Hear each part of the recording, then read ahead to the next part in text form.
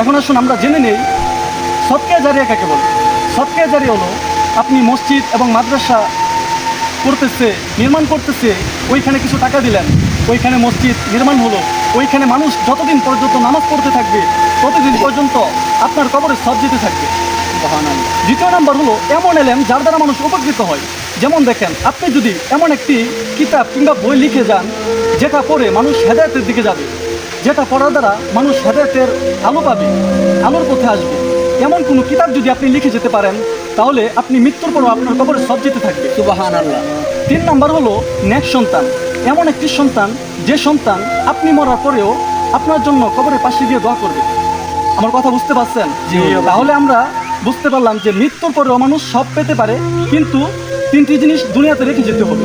1 নম্বর হলো সদকা জারিয়া, 2 নম্বর হলো এমন এলেম যার দ্বারা মানুষ উপকৃত হয়, 3 নম্বর হলো নেক সন্তান। আশা করি আমার কথা বুঝতে পেরেছেন।